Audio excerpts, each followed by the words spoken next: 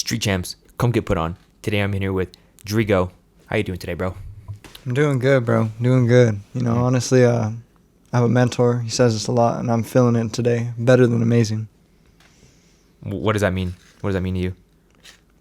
Honestly, just having that gratitude mindset, bro. Like, amazing's already good, but if you're doing better than amazing, then you're trying to, just have an extra good day on top of that. So, I'm really into mindset, like we were just talking about, bro. So, I feel like it all starts in the morning when you wake up and you tell yourself, how you are today. What time are you waking up in the morning usually? The weekdays, I would get up at 6 a.m. because I trade in the morning. So, I'm usually up at 6, start my day around, after I finish trading. So, around 8. But on the weekends, if I can sleep in, like 10. Damn. 10, yeah. I would consider 10 sleeping in. I'm kind of like I changed over the years. I used to be like a night owl, but now I like the mornings better, bro. Really? I feel like there's a lot more peace in the mornings. Everybody's still sleeping. It's quiet, so kind of have more time to think and stuff. I mean, it's the same vibe at night, but kind of sucks because then you wake up tired and shit if you stay up late, All right. So before we get into all your trading and shit, for the people that like don't know exactly what you do, we just give them like a brief like synopsis. Yeah. So basically, my name is Dreego. I go by Dreego. I make music, so that's really where it all started. I really started to when I decided that I wanted to, make a name for myself. It was, I'm gonna make it in music, just like a lot of young kids are nowadays. But I was always very talented in music, so like I knew it was something that I could do. So I started off with that. That's where I kind of gained a lot of, I would say, recognition throughout my hometown and stuff. Where's that? Monte Vista. Yeah. So I don't know if you ever heard of that. Oh, I know you have because you had Bando on here a couple weeks ago. So. Yeah. But yeah, there's not really too much going on out there, bro. So, a lot of kids, it's either you're gonna party a fuck ton, or you're gonna make some shit happen. Like it's either or, and usually the ones that make shit happen get out of there. So, when did you leave? 2 years ago. Yeah, it's coming up on 2 years. I just I was going to school out there at. Do you know what Adams State is? Yeah. The university out there. Yeah. Yeah. So I was going to school for 2 years out there, and I was studying business marketing, and it was chill, but. I don't know, bro. I wasn't happy, honestly. Like You dropped out? Yeah, yeah. I had good grades and everything, bro. But it was just like, I don't know, bro. It was like the first time in my life where I really felt like I was not happy doing what I was doing. Like I was just doing things to please other people at that point in my life. So, when I was it was probably around November, bro, and I was going through some other stuff. I had I had my heart broken, and I was just Bitches, bro. yeah, bro. So it just motivated me, bro, to go hard and really do things for myself more than doing them for other people to make other people happy. So yeah, that translated into school, and I was just like, fuck this, bro. I don't know why I'm here if I know what I truly want to do is music and making a name for myself. So. November 22. Your girlfriend went to college with you? No, it was we weren't even a thing, bro. That was what was crazy about it. Like we weren't even official or anything, so it's kind of like situationship. Yeah. I bet she's kicking the dust, she's kicking the air now. She's like, damn, he's on Street Champs. Well, it's kind of funny because I'm with her now. Oh, really? Like, yeah. Oh, fuck. Yeah, but no, honestly, she's a ride or die, bro. We've been through a lot, so I feel like that was needed, though, for both of us to, like, separate and grow. You know what I'm saying? What brought you guys back together? I don't know. When I was leaving, honestly, it was just like, I want to see her say my goodbyes and stuff, and then it was kind of just like we really realized we were both in a different mental headspace than we were before, and I was just like really not in the right, I don't know, mindset for a relationship back then, bro. When I fucking hurt myself, you know what I mean? Like I say heartbroken, but I really hurt myself, you know what I mean? Because I was just doing some dumb shit, and I was pretty much paying the consequences for everything. So like what, you were cheating on her? No, I don't never cheating, but like just like I don't know, bro. Like back then, I was just like not taking her serious, and you know what I mean, kind of like giving her whatever, you know what I mean, giving her the whatever treatment, not really giving her my time like I should have been. Mm-hmm. And then when she decided she didn't want that no more, you know, it fucked me up. So then that pushed me to like be like, damn, why am I over here doing dumb shit when I could be focusing on myself? And then that's when, you know, I dropped out of school, and then I had actually linked up with my homies. Shout out to my boy. I know they changed their Instagram names, bro. So I'm trying to think of their Instagram tag. But Mondo, you know, all these guys, Powered by Alert. They had a brand, bro, 2 years ago, going strong. I don't know if they really do some stuff with it now, but they recorded my first music video for me. So Really? it was dope. You know, around that whole time where I was going through the fuck school, I was also like recording more music. I actually got into a professional studio and stuff, so it was dope to have that experience. And then put out a video, and it was dope. How would you describe your music for the people that have never heard you? I would say like rap music. You know, a lot of people make rap. I'm not rapping like, you know, Detroit rap or anything like that, trying to mimic anything. I'm just honestly being real, bro. Like I just talk about my life and whatever I've been through. So sometimes I feel like if I feel like singing, I'll sing a little bit. If I feel like rapping, I'll rap. But I feel like I'm pretty good at like riding the Vape, because I was in like marching band and shit growing up like my whole life. So like I feel like I have a good ear for music, you know what I mean? So when I hear something, it's just like I'm gonna put whatever I think sounds good on there. Yeah. What band or what instrument were you playing in marching band? When I was like little, I was doing the drums. Yeah.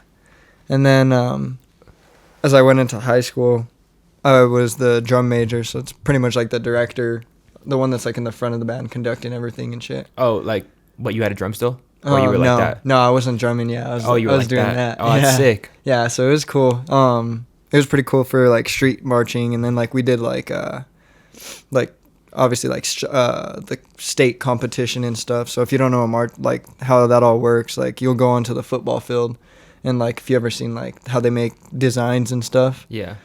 pretty much like that. So it was cool to be up there and kind of like not be in command, but like help people like get to where they got to go. And you know, at that point when you're up there and you have that type of leadership role too, it's kind of like you're having to like play that leadership role and kind of like motivate your people to, you know, want to do things and grind. And you know, it's kind of like a sport too. I don't know, a lot of people like think it's just like geeky shit, but it's pretty dope, bro. What? So you said that was elementary school? No, I was in middle school and then high school. And then, word. Yeah. I was going to do it in college, but the college down there, they don't really have like a big marching band like that. And I didn't want to like, I don't know, bro. Honestly, I don't know how to read music. Okay. So that was a big factor. I was like, I don't want to go to college around all these like for real band geeks, and they all know how to read music, and I'm just over here like not knowing. So, yeah. Because like whenever I would play the drums or anything, I would just, like I said, go with the vibe. Like I would hear somebody, like my teacher or something, would like play it once for me, and that would be all I need. So like once I heard it played, then I could play it. But I never know how to like look at a sheet of music and be like, all right, this is how we got to do it. Interesting. Yeah, it's different, bro. But it's fun. But yeah. There's an ashtray right there too. But, sorry about that. Nah, it's cool. Fucking these couches have been through some shit already. I know. I'm like, I wore all black too, so it's gonna be all over me. But yeah, no. After that, bro, it was just pretty much a matter of just going hard at what I was doing, you know. So like, I had that the song that I had made the video for, I had recorded for probably a year already at that point. So I recorded it like late 2020 or early 2020, late 2019. And then when I dropped out of school and stuff, it was like the November of 2022, December of 2022, because I finished up that semester, went to Denver, recorded the video, went to the studio, you know, all that good stuff, and dropped it at the end of January of 2021. And that was like, I want to say like the start of when I took things serious. Because like in high school, bro, I used to perform with like a group of homies. And it was cool because like, I mean, I guess that's really the start. But it wasn't like on no serious type shit. You know what I mean? Like it was just kind of doing it for fun. It was, it was like a rap group? Yeah. Or what? Oh, what's it called? ATM, Admire the Moment. Yeah. So, you know, and I still like, we don't really like keep in contact or rap anymore together. Just because like life happened and we all went our separate, you know, kind of ways. We were kids when we were doing that shit. So, it's dope though, because just the experiences that we did have with them, or I did have with them, it was like, I wouldn't trade that shit for anything, because I feel like that taught me a lot too. Have you ever heard of like showcase tours? So showcase tours? Yeah. Oh yeah. Like what? Like in Denver. Like they'll bring like a bunch of local artists together, and like the winner will get like some kind of placement on some bigger show. Yep. Type thing. Yeah. So they had a showcase tour in Denver in 2018 and 2019, and we did those 2 of those shows. And the first one we didn't place. It was just me and my other homie Devin at the time. We didn't place. It was our first ever performance, so we were mad awkward, mad stiff on stage and everything. And then the second one, we actually placed second, and it was dope. We placed, second, I believe, or third. I don't know, bro. It was so long ago, but we placed. I know that, and it was just dope because, you know what I mean. Like we had all been rehearsing that week and stuff, and like we even rehearsed at the high school because, like I said, I was in band, so like I was cool with my band teacher. I was like, hey, can we use the high school band room to just perform in and like use the mics and shit? So it was pretty cool. Hell yeah. But yeah, that was like my first, I guess, like step into the music scene. Who were you listening to back then? Who were some of your inspirations that got you into it? X for sure, bro. Like XXXTentacion was probably one of the biggest ones that really pushed me to do it. Cause like before him, like I would listen to rap and stuff, but like I didn't really have a favorite rapper. My favorite rapper was Biggie growing up. You know what I mean? And he was already passed away, so like it's not like I could like see him in concert or anything. Or yeah, it's a very safe answer to say that's your favorite rapper. Yeah, Biggie's like, oh, my favorite rapper is Tupac. You can't say shit to that. Yeah, bro. Like fucking, they're icons, bro. And I just like growing up, I watched Notorious, the movie about Biggie. Yeah. And that shit was crazy, bro. Like it just like made me love like the hustle, bro, and just like making like just seeing him go through all that hard shit and still making it out. Really motivated me. Like even as a young kid, bro. Like there was actually a quote that I had posted on my Facebook after watching it one day when I was a young ass kid, and I just shared it on Facebook yesterday because it came up in my memories or whatever. But it says, "We can't change the world unless we change ourselves." You know, it's Diddy telling Biggie that right before he dies. And like like even hearing that as a kid, I was like, damn, that's real as fuck. And like to this day, bro, like I've really seen that, the repercussions of really doing that. You know what I mean? Like I said, 2 years ago I was unhappy as fuck, and then I had to change myself, and now I feel like I'm in a lot better headspace. You know, I mean, grinding, do what I want to do now. So hearing that at a young age, I feel like was needed. But yeah, Biggie was one, and then X, bro. X was on the same type of vibe, you know what I mean? Like, he was very real with everything he said. Like, despite all the, like, you know what I mean, legal shit he had against him and stuff, like... Did you watch the doc? I did. That shit was crazy, bro. Yeah, that girl's eyes? She had, like, the double black eyes, bro. I know, bro. It's... And, like, that shit, too, like, it's a shame, bro. By supporting X, I don't want people to think, like, I support any of that shit or anything, because, like, growing up, I seen that shit with my own mom. So, you know what I mean? Like, I was not, like... Like, I don't condone hitting a girl or anything like that, but, you know, trying to separate the artist from the art, I feel like he did a good job, or you know what I'm trying to say, trying to separate all the legal shit from the artist. He really did motivate me a lot, too, to, like, find my inner self, and, like, he talks about, like, the keys, finding the universal key and shit like that, and that was just, like, a spiritual awakening that I think I needed to hear at that time. And then when he, like, I had even went to his concert and everything, so like seeing him in concert, it was dope, you know, crazy experience. What tour was it?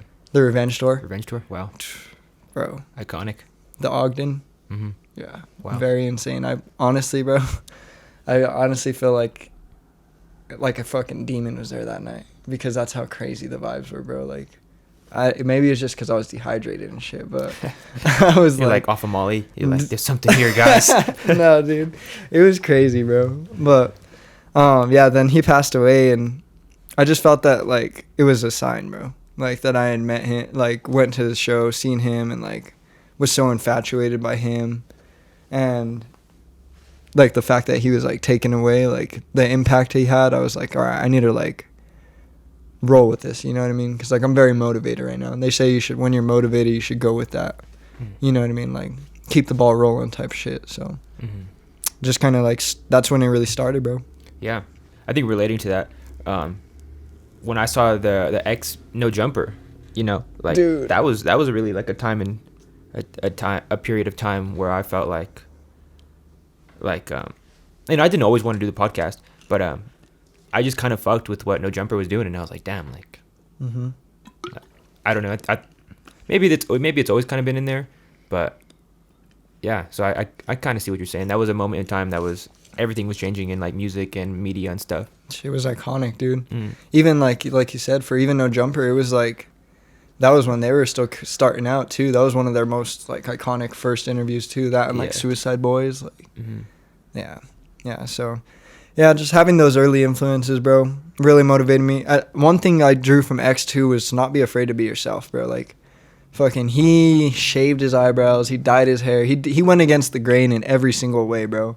And like that's something I respected, because where I'm from, bro, it's like it feels like everybody has to think the same, you know what I mean? Like most of the people that I went to school with are like trying to find like, and there's nothing wrong with this, like before I say this, like I'm not trying to shit on anybody or anything by saying this, but it's like everybody has that same mindset as far as like I want to slow down right now, you know. Damn, got some shit going on. Jesus. I know. But anyway, what? It sounded loud too. That's good. But yeah. So it's just like I don't know. Everybody just has the same ideas. Like I want to be a blue collar worker. You know, working my ass off for whatever minimum wage is now, and like, you know, settle down with, you know, a girl in the hometown, buy a house, this and that. And so like trying to do something different down there, you were kind of looked at like not as weird, but kind of weird. You know what I'm saying? Like you had to not give a fuck what people thought about you down there. Whereas like up in the city, it's kind of easy to just be yourself, because like everybody's just kind of being themselves. So it's easy to just tune everybody out, you know? But yeah, I mean, I bet everyone feels like that in the small town mentality type shit. I still feel like Pueblo sometimes struggles with that. Yeah. Like, we're like not like a big city, but we're not like a podunk ass fucking small town. We're right in the middle. Yeah. So like, I see what you're saying. I hear people here say like, "Oh, it's a small town here," and I'm like, "Bro, you have no clue what a small town is, bro." Like, yeah. I graduated with like 60 people. Really? Yeah. So, that's crazy. And but that's just how it is down there. You know, like I said, everybody just stays there, kind of falls in love with their high school love and stays with them. And like I said, there's nothing wrong against that, but I just know I want to be fucking iconic, bro. Like, you know what I mean? I want more than that. I'm not saying that's iconic, but I want more than that. So yeah, that's fair. So did you move here with like anyone that you knew, or you just moved here by yourself? I actually have some family out here, bro. So like I had actually asked them like, hey, is it cool if I just, you know, go live with you guys? I'll, you know, throw you some rent and, you know, just get out of the valley. And they're cool with it. They're you know, a little bit older, so they have like a daughter and stuff growing up. So it's kind of cool, because like growing up with my sister, like we would always fight a lot, and I kind of like, that's something I look back on and I'm like, dang, I kind of wish I didn't, you know, fight with her so much, because like now that she's grown up, she's gonna be she's a senior this year. It's just like I don't know, there's like a lot of things that like I see in her where I wish I could have like helped, you know what I mean?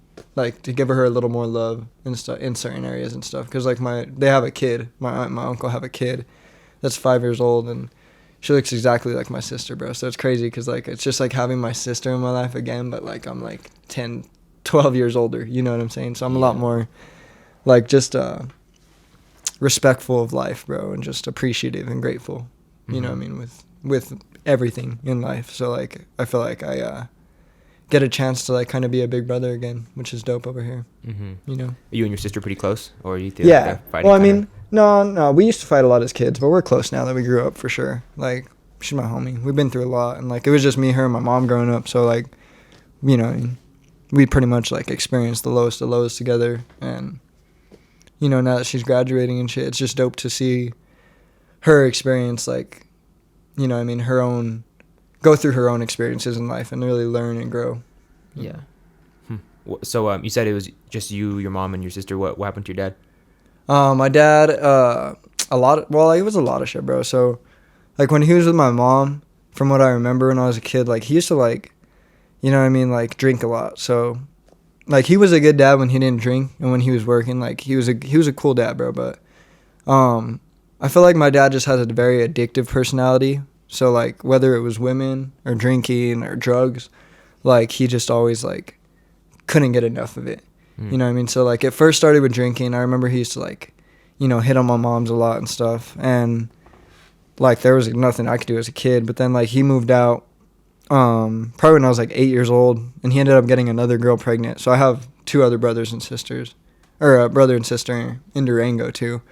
I don't really see them that much. But, you know, I love them. And they know what it is. But, yeah, so he was out there doing that. And it kind of just, like, brought me, my mom, and sister a lot closer. Because my sister was, like, 1 or 2 at the time. So she doesn't really remember my dad at all. And I felt like, you know, at that time, it was just my responsibility to kind of be a dad and, like, show, even though I was, like, 8 years old, you know what I mean? That's just how I was feeling for real. So, I don't know, just kind of gave me more of a mature mindset at a young age. I'm really glad that, like, everything happened the way it did. Like, of course, everybody wants their mom and dad in their life, but, like, just the way that things played out, I feel like it did a lot for my mindset and, like, growing up to just be more grateful for, like, what I do have, you know? So, but yeah, he ended up just getting fucking bunch of little charges catching up with him, bro, and he's serving a sentence right now, like, because after his last crime, he was on some crazy shit, and he was, like, all, like, on hard drugs and shit. So they sentenced him to 13 years, and that was, like, 5-6 years ago. Oh, wow. So, yeah, that's where we're at with that. I don't know when exactly he'll get out because, like, you know, they always be giving him, like, on good time and shit. So, but we still talk and stuff. Like, I just talked to him yesterday and stuff, so it's cool. Huh. You have any kids? No. No kids? No, none yet. I don't want any, you know what I mean, for a while until I'm financially stable with kids because they're expensive, bro. Yeah. All right, so let's get into that. So what is your main source of income right now? I work a job, bro. Okay. Like I said, I serve tables and shit. I used to be super against not having a job. Like, when I first started, like, my whole entrepreneurship journey, I was like, fuck a job. Like, it just distracts you. And, you know what I mean? It's just, they're keeping you as sheep. But I kind of realized, like, over the time and going broke, like, when I didn't have a job and I first started trading, I thought I knew what I was doing. I had a lot of money saved up. But, like, after some months of just trial and error and kept on losing bread, making bread, losing bread, making bread, losing bread, I realized I was like, dang, it's probably better to have a job, to have, like, a consistent source of income coming until I figure this shit out, you know? Yeah. So, yeah, I started serving, like, in February. But before that, I didn't work for a whole year. I was just trading as my source of income. And I was also in a company called I Am Academy, so it's, like, network marketing, which was cool. It taught me a lot about people and myself, bro, to be honest. Like, let me let this shit back over. But basically what it was, you know, that's what introduced me to foreign exchange trading, which, if, you know, I keep talking about trading, that's what I do. I do foreign exchange trading. So, you ever heard of Forex? Yeah. When Dogecoin went crazy, you know, I think everyone and their mom fucking hopped on that shit. Fuck yeah. Yeah, that's actually how I met one of my closest homies for that type shit. But yeah, so I guess going back in the story, what we were talking about, as I was putting out music and doing all this shit, bro, it felt like I was really making a change in my life, like, mentally, and I was doing what I wanted to do finally. Like, I wasn't going to school, I was making music, putting out a music video. I thought it was lit. I felt like the man, honestly, bro.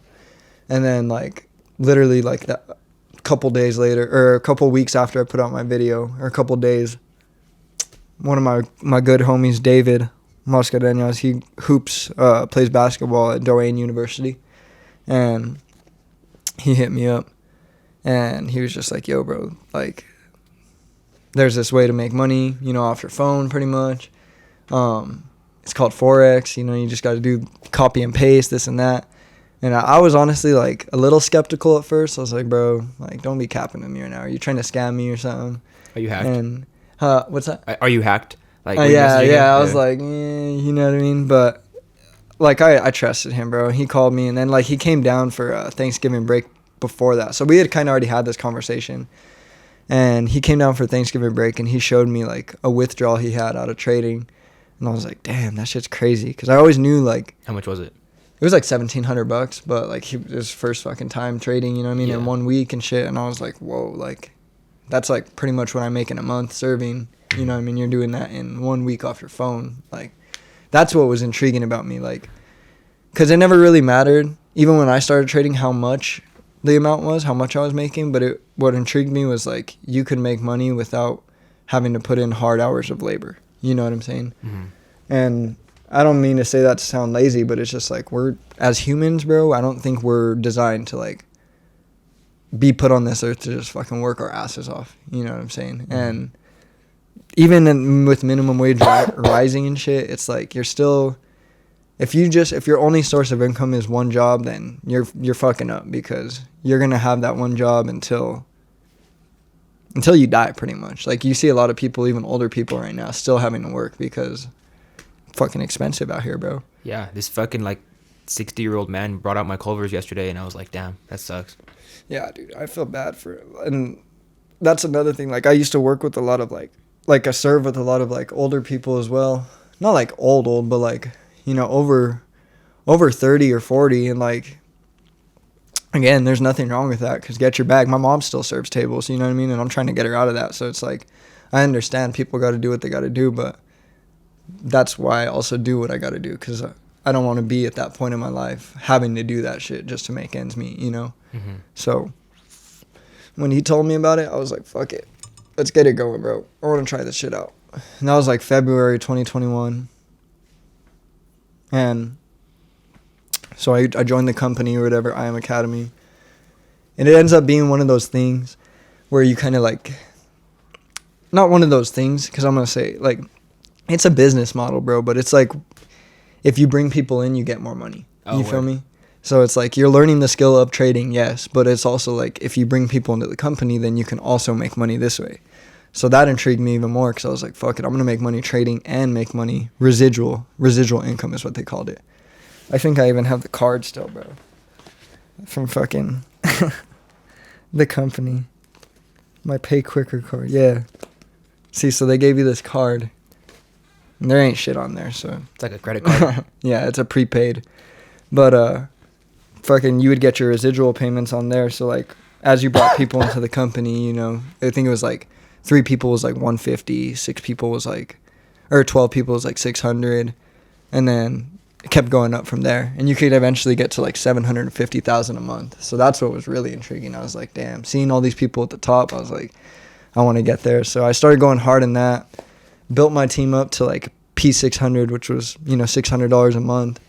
And I got close to like the next rank, but never quite hit it. And at that time, bro, like I was only making like $600 a month in my paychecks from work. And then like I was serving too, so I had tips. So I was like, fuck it. I'm making about as much as I'm making at work right now with my residual. I'm just going to quit and, you know what I mean, go balls deep in this fucking trading shit.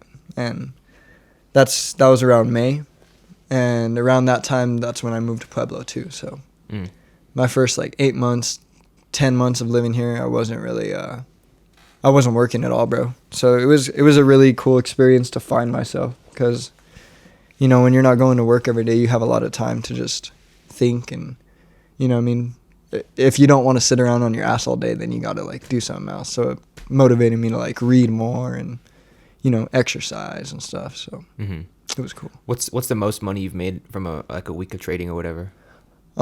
Week, honestly, like a day, I don't know, like a astonishing number. Oh, it's kind of hard, bro, because there's not really like a cap you can make with it or anything, but you know what I mean. My biggest day on a live account because there's different type of accounts you could have too. There's a demo, which is pretty much practice, a live account, which is your real money, and then there's a funded account, which you trade through a prop firm. And basically, like, it's like a company gives you an account to trade on. That's a demo, and then once you pass these challenges, they give you a live account. So it's a pretty good way to like pull money out of thin air for real. But on a live account, it was $1,001 in one day, and it was dope because it was like that was probably the one that meant the most, because it was just like I had just learned, you know, like I said, bro, it's been a long time since I started trading. Like when I first started back in May, like when I quit my job, I was making like maybe $50 a day, if that, you know what I mean? So it's crazy to see that growth. That $50 meant just as much to me as that $1,000 day did, because again, I didn't have to go nowhere to work for it or nothing like that. It was just putting my mind to work for me. Mm-hmm. So, yeah, it was $1,001 on a live account, and I was lit. But then on the other hand, bro, like trading like really teaches you greed, and like it's kind of like gambling, bro.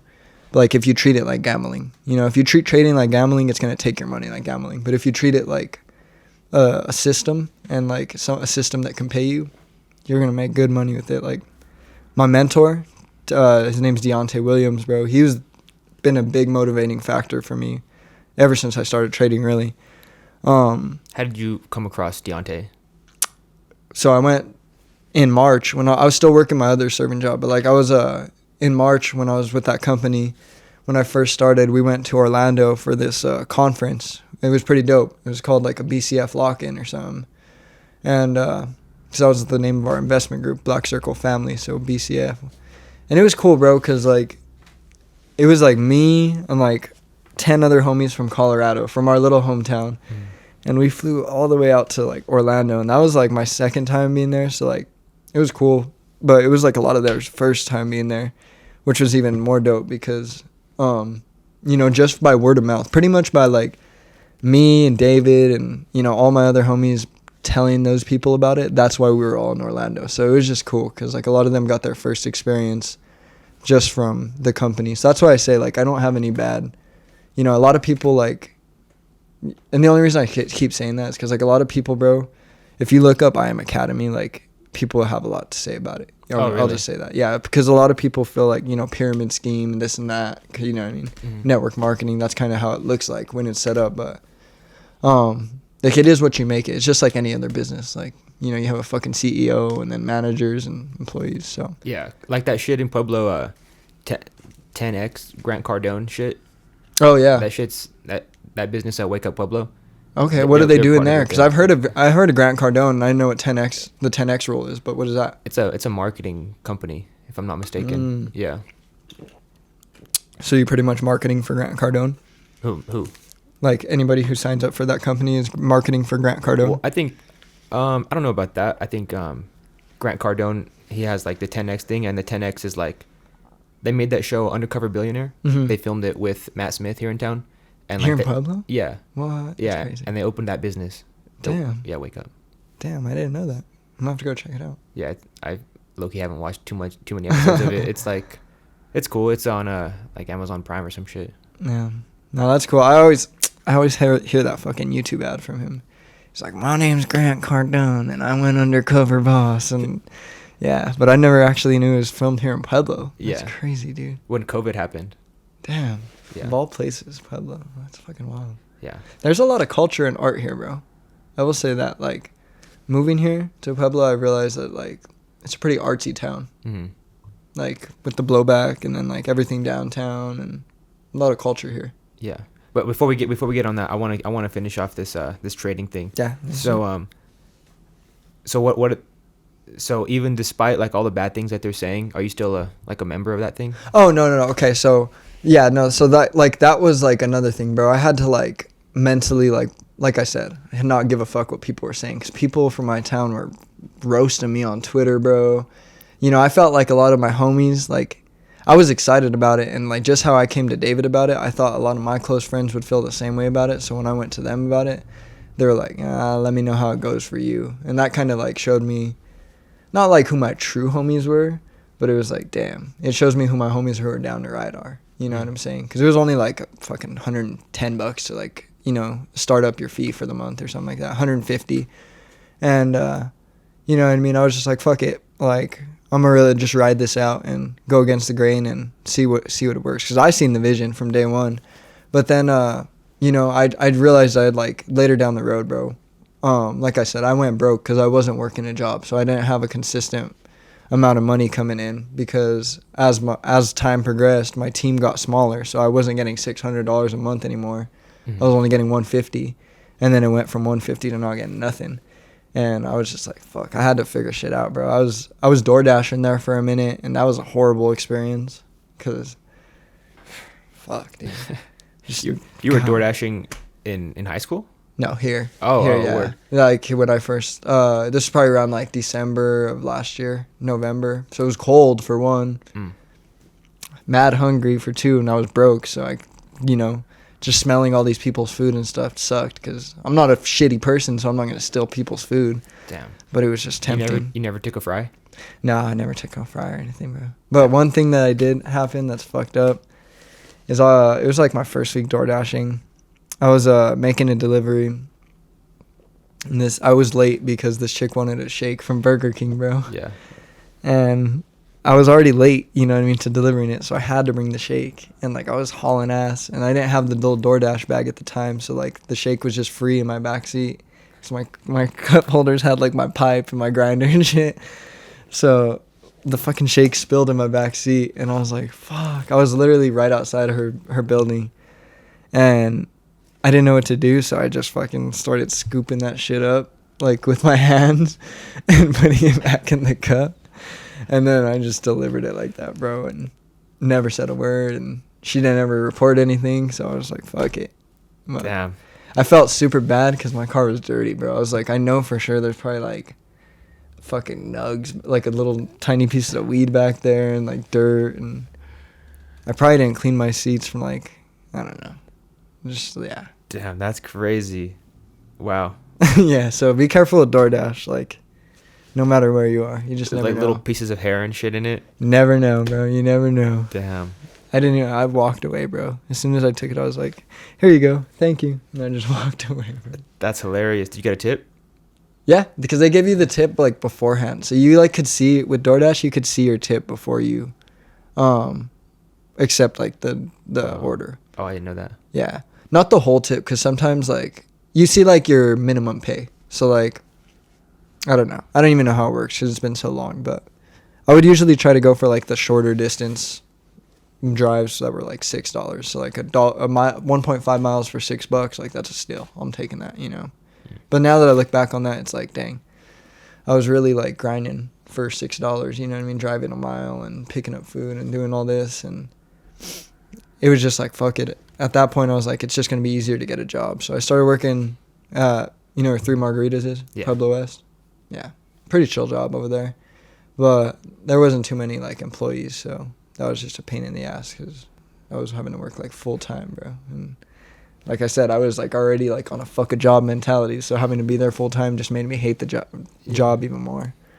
So when I was like, I'm going to get out of there, get something different. And, you know, this whole time I'm trading too. So, like, it was just dope because now that, like, when I did get a job, it was like I wasn't trading on my last dollar anymore. You know what I mean? I could actually afford to throw in, like, $500 into my broker, this and this amount. So all the practice that I had, you know, that year prior really started to come into fruition this year when I started to get a source of capital to feed that. And then, like you said about the company, I ended up leaving that company probably, like, December, bro. Like, around this time I started DoorDashing, I was like, fuck this, bro, because, like, I can't even pay my membership no more.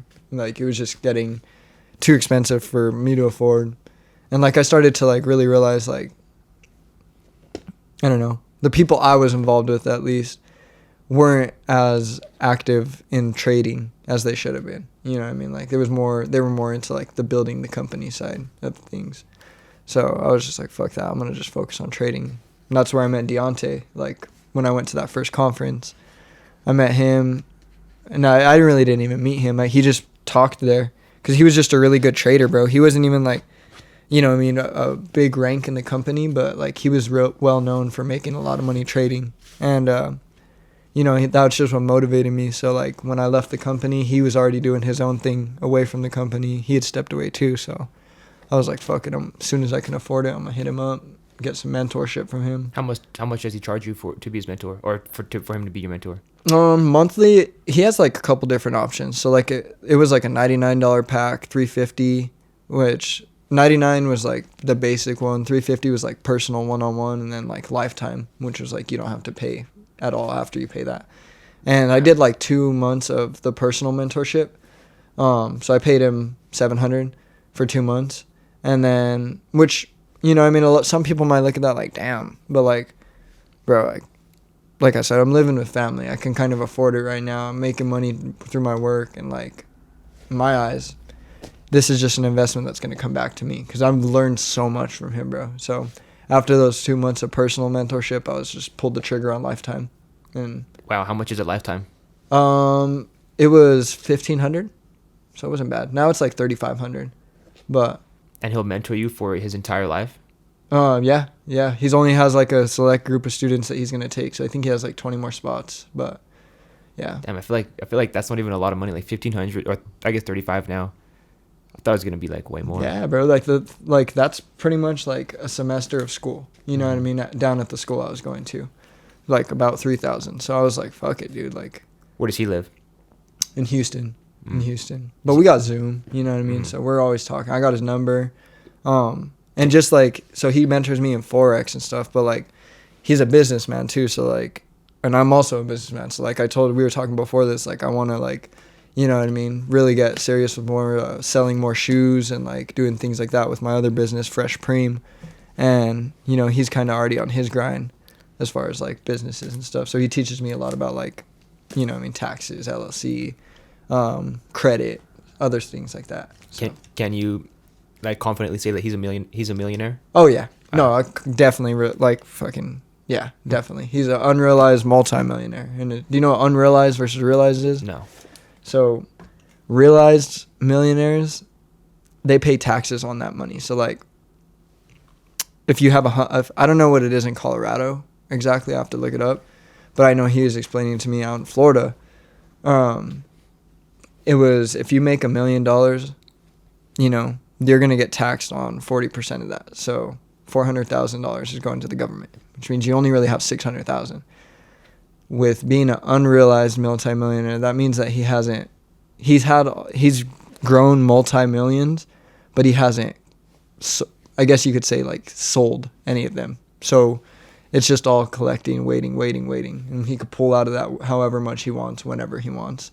It's on our broker. So like basically on my phone, you know, there's this broker that I use. I'm not going to say the name of it because you could research your own and do your research on those. But dang, man, give him the sauce. Come on. What do you use? No, man, I can't. Damn, that's crazy. Because then people are going to come at me and be like, damn, you said this and I lost money. And, you know, do your own research. What is a broker?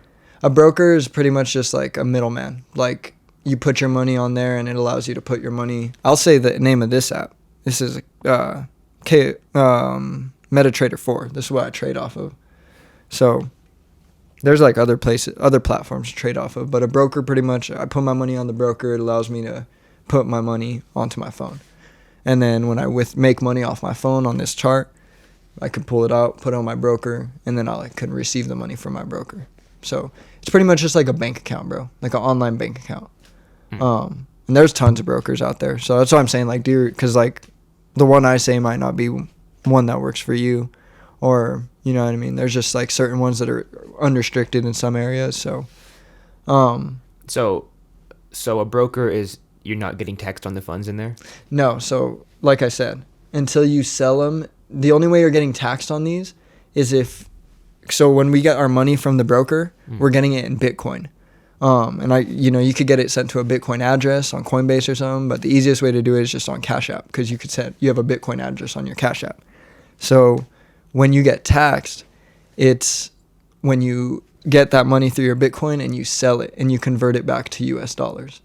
So once you make that transaction from Bitcoin to US dollars, you now own, X amount of Bitcoin. So if you withdraw 10,000 and you have $10,000 in Bitcoin, then you sell $10,000 in Bitcoin. Now you're going to be taxed on that. So what the people are doing is doing transactions in Bitcoin, so they're not changing them to US dollars, is what you're saying? No. So like, you know how Bitcoin, his value goes up and down all the time? Mm-hmm. That's pretty much just like, you know, what people are deeming it's worth. So like, if you could buy pretty much any fraction of Bitcoin. Like, do you have cash out? Have you ever bought Bitcoin on your phone? Yeah. Yeah. So like, yeah, when you're selling them, basically you get like, you know, $10,000 in Bitcoin. It's just like, it'll keep converting as like, you know, when Bitcoin goes up and down, if you keep that money in Bitcoin on your phone, it's going to like either go up or down based on what price is doing. But a lot of the time you're just, as a trader, you're trying to make your money in the market and withdraw it and get that money right away. So like, as soon as that shit hits your phone, you get the email, you're selling that stuff. And that's when you'll be taxed upon it. At the end, you know, like, they actually just sent me the email, like, you know, tax season's coming up, you know, get that shit ready. So it's kind of confusing with the taxes, and how, like, when all that comes into play. Like, it's still something that I have to sit down and, like I said, sit with my mentor about. But basically, bro, he's valid. Yeah, like, he's really valid. I've seen him sit down on a couch and make fucking $12 million in one day on a couch, bro. In one day. Wow. Yeah, that shit's insane. Just through Forex, so I don't know. Just a big motivating factor in my life too. Is he married? I think he has a fiance. Hmm. Yeah, but she's an entrepreneur too, so you know they're a grind couple, bro. Honestly, like, very very thankful for mentorship, bro. Especially from him, but I think that's something like all our viewers and like, you know, everyone should like take into account. Is like, if you have something you really want to accomplish in life, you should get a mentor. Mm-hmm. Even if it's with music, bro.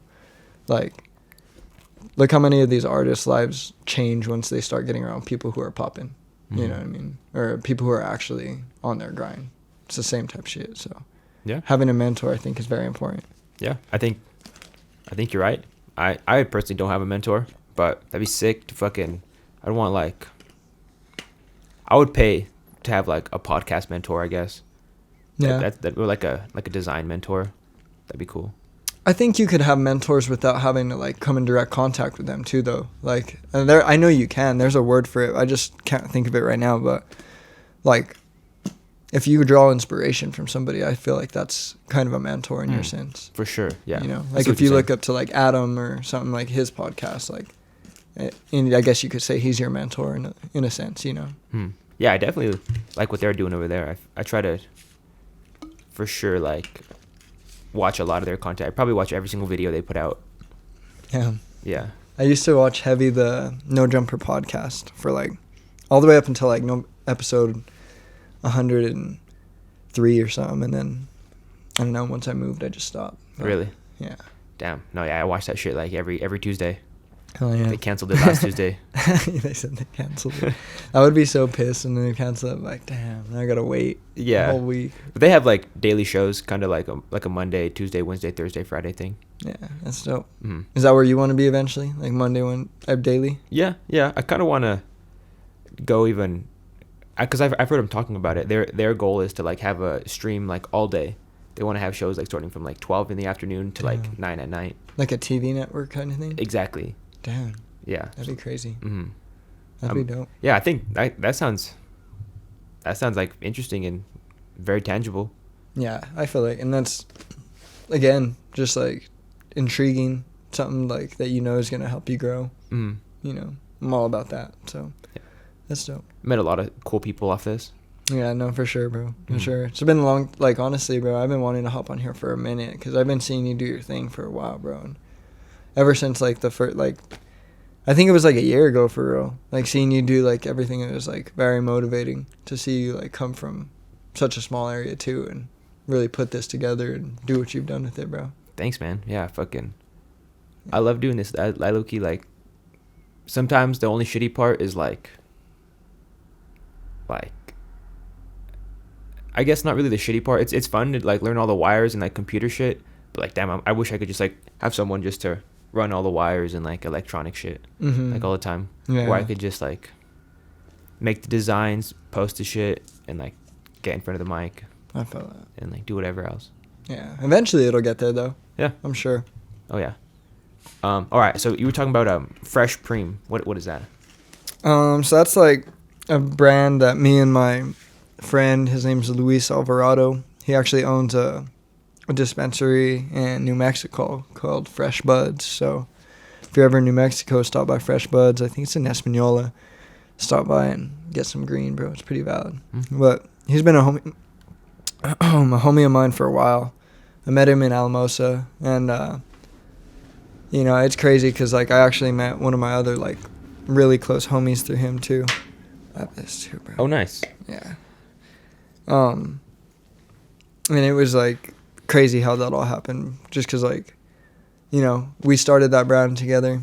He pretty much came to me one day and was like, because like when I was, like I said, when I started, you know, dropped out of school at first, I was doing a lot of things with my homies Powered by Alert, and their brand, because they had started making clothes and like, that was like what they first started doing. So I was like, just really, I feel like well known down there. So like a lot of people would like hit me up to like promo their shit and stuff. And I never like charged for nothing. I would just be like, yeah, bro, like fucking, like if you want to give me a shirt, cool.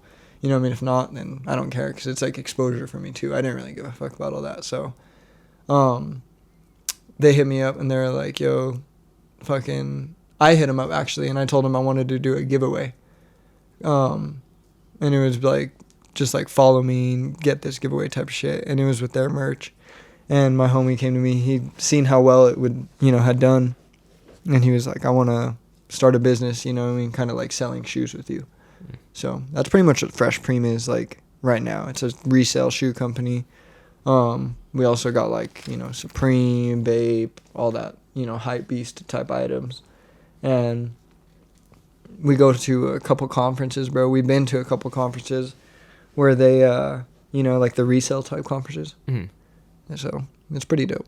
It's pretty dope to make connections over there. And like just, that's a whole different type of hustle. Yeah. You have a website that you're selling that shit off of, or? No, it's just off of socials for right now. But that's why I said, like, I want to get more serious with it, because, you know, we were just doing it to, at first, you know, to sell shoes. And then we started selling PlayStations, you know, off of there. So we're actually doing PlayStation drawings, not raffles, but drawings, like, because there's a difference.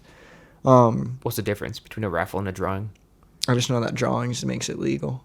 You know what I mean? Like, the drawings is, so like when it's a raffle, I think it's like you're buying a ticket for like gambling, but when it's a drawing, you're like buying a product, and then getting an entry. I don't know. It's some weird like that. I'll have to look it up, but we were doing that shit. Probably wouldn't, I don't know. Maybe it was legal, maybe it wasn't, but fucking, we were just doing it, bro. Like two fucking hungry young entrepreneurs just trying to like make a bag, honestly. So we had made an investment, and it was mostly him, bro. He had bought like 5 PlayStations, and he was like, all you got to do, bro, is market these, and you know, I'll give you a cut. So we were selling 50 spots for $25 a spot. And people could buy, the first round, it was like you had a limit. You could only buy 3. And then, so we sold that one out. It was quick, $1,500. And he'd only bought these consoles for like retail. So they were like $800. So, you know, it was pretty good, solid profit margin. And another dope thing about it, we got like more people to buy, was like, if you didn't want the console, then you could get a cash prize, like for the winner. So even like if people like play the lottery and shit, like, you know, we kind of got a lot of crowd in from that. So a lot of older people and stuff, and an older man ended up winning that. His name was Dave Westerman, gangster. He wanted the money? Yeah, he actually worked at one of the dispos down there in that area. But yeah, he wanted the money. So I was like, how much was the prize? $700. Nice. Yeah. So we pretty much broke even on that one, but it was nice exposure. And then we did another one like literally 2 weeks after, and we didn't put a limit on how many spots you could buy. So we had a lot of returning customers buying multiple spots, which was crazy because we ran up another $1,500, and that was all in the span of a month. So we made like $3,000 off these things in like a month. And then we did one more, bro, like 2 weeks after, and that was 100 spot one. Wow. And you could get that going, bro. Sorry. I mean, is it not working? Oh, you might just need the lighter for a bit. But it was 100 spot one. And that one took a while to sell out. But we ended up selling that one out. And then we did like one more like months later. But that one was so hard to sell out, bro. Everyone was kind of over the PlayStation hype. Yeah. Over the hype. And then another thing was like, I feel like at that point a lot of people had like, they were over the hype because they either had one or because they had participated in 3 rounds and lost every round already. So they were like, nah, I don't really want to, you know? Yeah. So it was like I had to find a lot of new customers. And plus I was living over here. So it was a lot harder because I couldn't really market to like all the people I knew down there. Mm-hmm. I had to like really get out and here and grind. I was even printing stuff like at the library. Like flyers and shit. Yeah, flyers. Damn. And when I was door dashing, I'd drop it off with the order. And I don't think I sold any through that, but I got a couple people call me. They're like, do I want to try to win a PlayStation through my DoorDash guy? I don't know about that. I know. Now that I think about it, it looks probably so sketchy, but hustling, bro. You know, when you're not working a job, you just got to do whatever you fucking can. Yeah.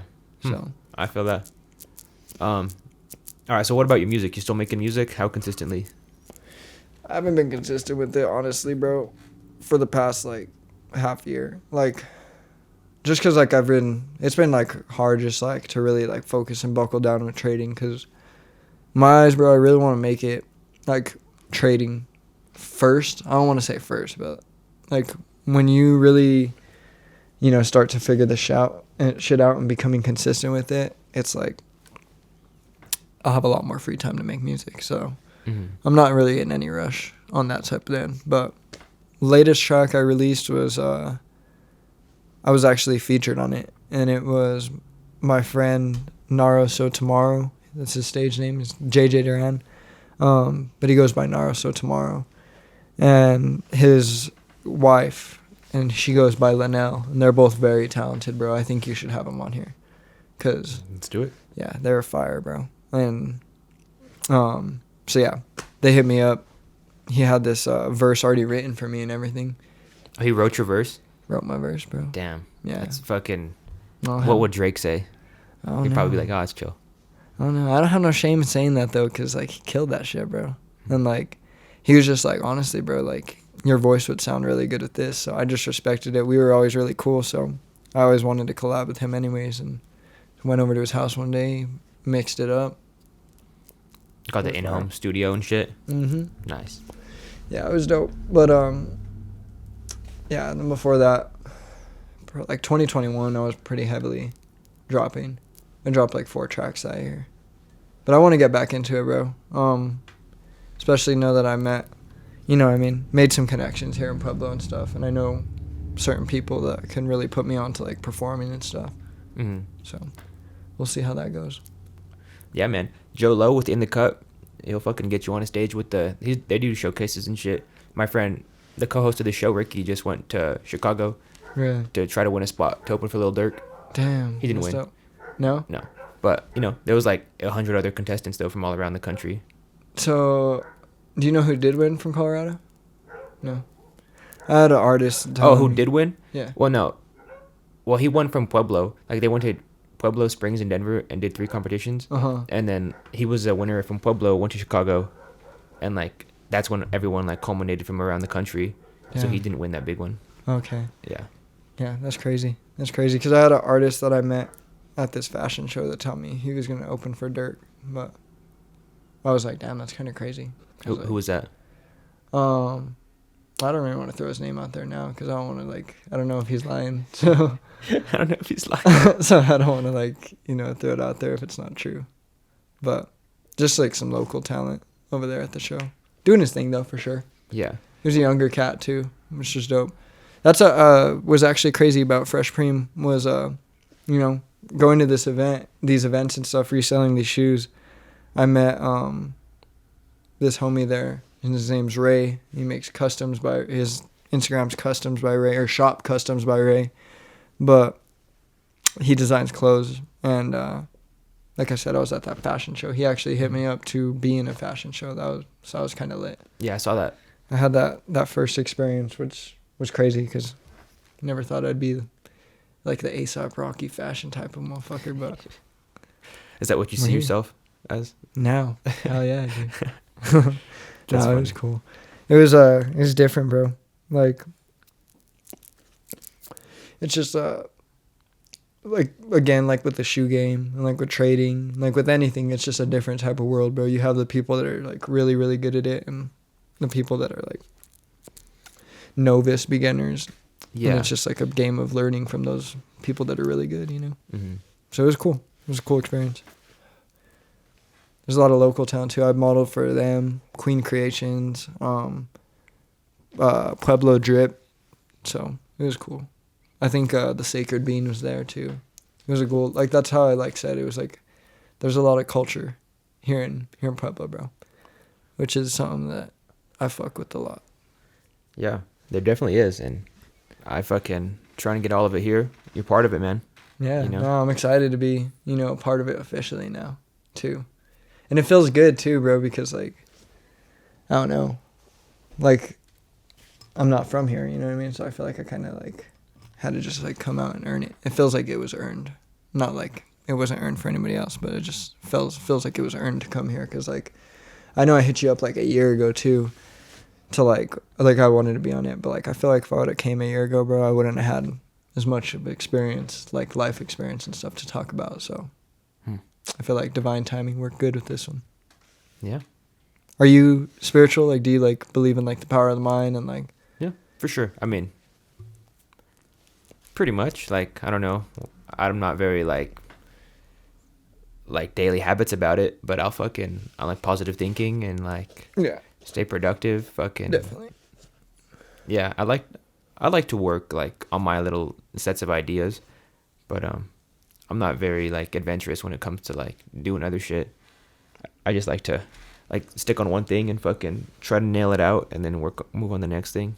Yeah, and that's good though, because a lot of people can't stay focused nowadays too, bro. Especially like just with content, how like short and dumbed down it's become lately. Like everything's a 6-second video. Mm. You know what I mean? And if it's not that, then a lot of people are scrolling past it, which is crazy. We were just talking about this, like, with shorts and stuff. Yeah, we've been going for, like an hour. Like, yeah, damn. That's crazy. I don't even feel like that, bro. Yeah. Yeah, we had a lot of fucking good topics. You got anything else you want to talk about? Nah, bro. Honestly, just, like, really encouraging, like, anybody watching this to just become better every day. Like, I know it's tough, bro. Because, like, a lot of people, like, especially a lot of the people viewing this, bro, they might be, like, young dreamers, young people who are, like, on the grind. So, like, just, I guess, like, anything I got to say to you is just, like, fucking keep going with whatever you're doing and, believe that you can do it first and foremost. Because a lot of people are going to say that it won't be possible or, you can't do this and that. And you just have to stay true and believe in yourself, because if you don't do it, nobody will. And then once you start to do it and you start to become successful at whatever it is you're doing, people will start to believe in you. So just keep doing that, and 1% better. That's all I go for, bro. 1% better a day. If you could do that, whether it's, trying to lay back on the bad habits or produce more good habits, whatever it is that's getting you 1% better a day, try to do that. But I don't know. I strongly encourage to read too. You read? No, I like to listen to books. That's same kind of shit too. Yeah, You're soaking in the knowledge. Exactly. I'm a big listener to like just a lot of shit. Yeah. What do you like to listen to? Well, Book-wise. I was fucking on that 50 Cent and fucking like the 50th law or some shit like that. Like the 48 laws. Yeah, like yeah. 50 Cent did one in conjunction with the same guy. Damn. And it's called like the 50th law. And I was listening to that. That's cool. I want to check it out. Yeah, you should go to Walmart and actually, there's this book there called Atomic Habits. Have you ever listened to that one? No. You should read that one, bro. That one's actually a really good book. I think it could do a lot for your mindset and productivity in your business too, in your own endeavors, because it's just like talks about the power of habits and like how that's pretty much where I got the 1% rule from. Like I had heard about it before, but that really solidified it for me and gave me the background knowledge on all that. So like the power of like just doing the same thing every day. Yeah, but like kind of like the power of doing the right things and like, you know what I mean? Like choosing to not do the wrong thing, or you know what I'm trying to say, like doing the right things over the wrong things. And like, it's always pretty much a choice, bro. So like, it just talks about like building the better habits, like to say yes more to the things that empower you and like say no more to the things that don't, really like building that self-control, which I think is something that a lot of people suffer with now, especially with something like social media becoming so like fast-paced and like short, like we were talking about. Porn too, honestly, bro. You don't fuck with porn?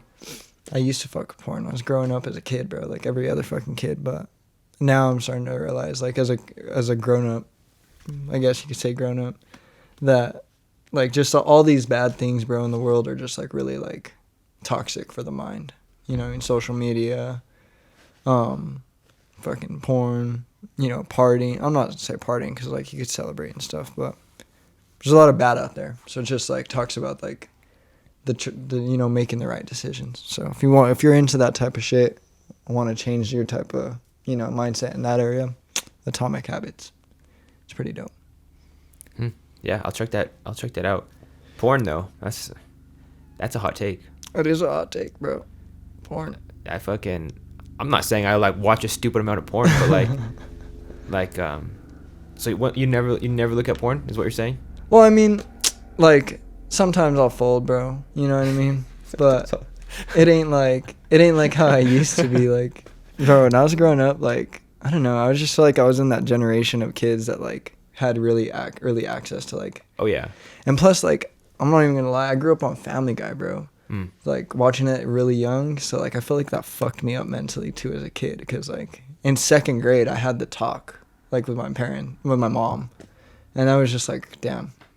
How old are you in 2nd grade? Like 7? Exactly, yeah, bro. Like 7 years old, 7 or 8 years old, exactly. Yeah, around there. Huh. So it was just fucked up, and yeah, so like I feel like porn was like, I was the type of that generation that like really got fucking kind of addicted to porn like for a sec, and then it just like, and it's kind of like, I don't know, people are gonna say what they want to say about this, but I'm gonna speak up because a lot of my kings know what the fuck I'm saying. I mean, I've definitely looked at porn in my life. A lot of people look at porn. It's very popular. It makes a $1 billion industry. Yeah, but I think it's very like it can be very like toxic, just like anything else, bro. Like I was just like actually looking at this podcast at the gym the other day, because I like to listen to podcasts while I'm at the gym, and they were talking about like how if you feel like you need anything, like if you feel like there's like this thing starting to develop in young men, erectile dysfunction because of porn, and like it used to be just because you were old and stuff or whatever, but now it's because like your brain is literally like so used to seeing these fucked up unusual fantasies, whatever it is, that like when it's time to actually have sexual intercourse that is regular, it doesn't like entice you as much as like all that other stuff. So that's why I'm saying like it can be toxic, bro. And like with anything, like if you feel like you need it in moderation, like I feel like it still has control over you, because you feel like you still need a little bit, which I don't know. That's just been something I've been trying to... Sometimes I just gotta bust a nut. Yeah, exactly. See, that's what I'm saying. Like, but it sucks because like to have that urge, it's just like, fuck, dude. Like, why do I feel like that? I don't know. I'm super into knowing why, I guess. Why everything. And that's kind of like helps me get some self-control. I mean, so I'm like, why do people feel like that? It's like animals. We're like animals at the end of the day. We're just like, gotta eat, sleep, and fuck, bro. Sleep, and fuck. That's like what animals do. Yeah, that's true. We are animals at the end of the day. No, I try but like, yeah, that's my take with it. That's fair. Shout out to all the porn stars though. You got to be on the stripper podcast. We just started this new stripper show, and like that'd be funny. I'm down as fuck to hear your take. I'm down as fuck. No, shout out to all the sex workers, to all the porn stars and stuff. Like, do your thing. if there's a market for it, go fucking attack that market, you know?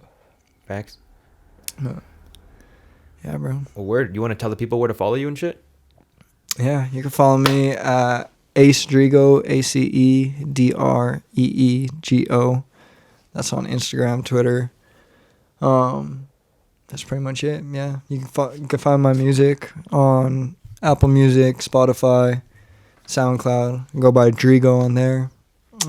But all my links are in my bio and everything. So follow me. Fuck with Street Champs. Shout out to all the local brands he's putting on too. Just everything you got going on too, bro. Like, very honored to finally come up here and get it in, bro. Come back and fucking be on the show. We do this show every Friday. It's a good time. Yeah, no, I'm down. Catches are filled up. I'm down. I want to come back sometime with Ant and you know, that'd be sick. come do something fun. I seen you guys do the spelling bee the other night. That shit looked dope. I won. I know. I was fucking, I got this hard ass word. What was your word? It was like, I got a bunch of hard words, but like the last one that I got right that was all hard was like Jalilis or some shit. I don't even know. It was fucking weird. Gelatinous? No, it was like Jalilis. I don't even know. Or Guilis. I don't even know. Yeah, I would fuck up that. But no, I'm down. I'm down for sure. Come back and smoke up and just fucking talk business, bro. Talk improvement, growth. Hell yeah. All right, man. Thanks for coming. Yeah, Fucking Ace Dreego, Yes, sir. Street Champs. Like, comment, subscribe, follow us on Apple Podcasts, Spotify, all that shit. All right, y'all. Peace.